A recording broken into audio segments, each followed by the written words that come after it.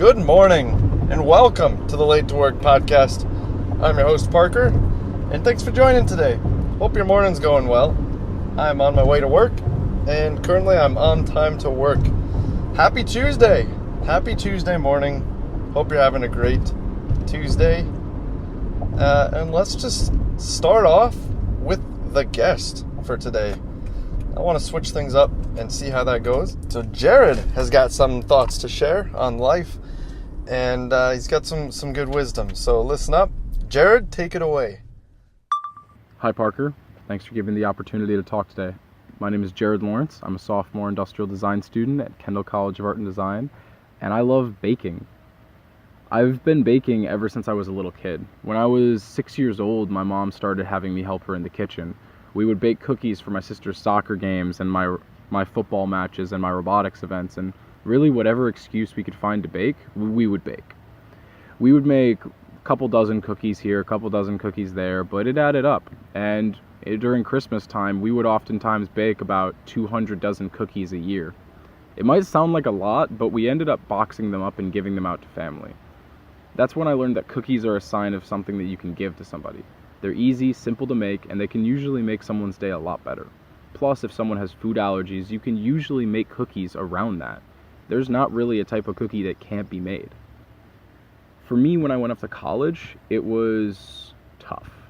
I found it hard to keep my mental health in check, and I often got overwhelmed and stressed and felt like I wasn't doing enough at school, like I wasn't accomplishing anything because we had projects instead of homework, and whereas every 2 or 3 weeks you would finish 5 things at once, in the interim you would feel like you were getting nothing done.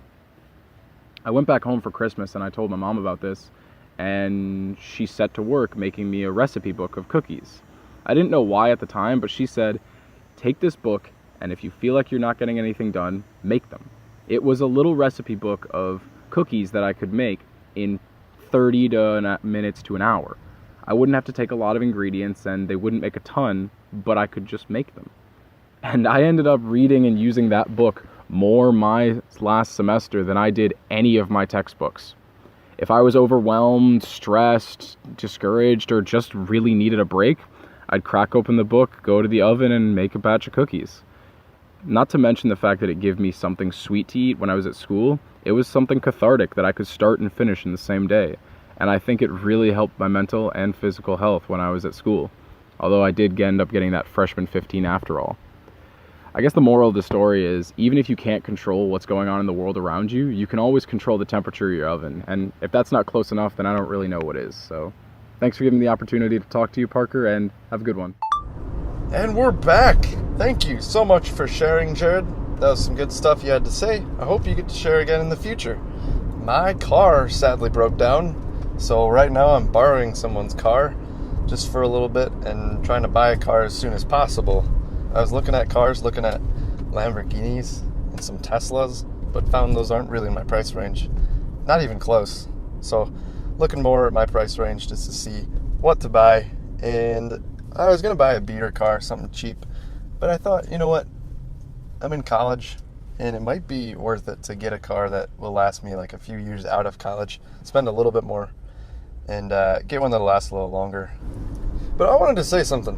When you're driving on the highway and you see flowers and a cross on the side of the highway, you immediately think that someone died there. There's a crash, someone died, and they're paying their respects to the person. When I was little, I would always see those bouquets of flowers on city streets, and I would just assume that someone was crossing the street, because they sometimes they are. It's at like a crosswalk and someone got nailed by a car.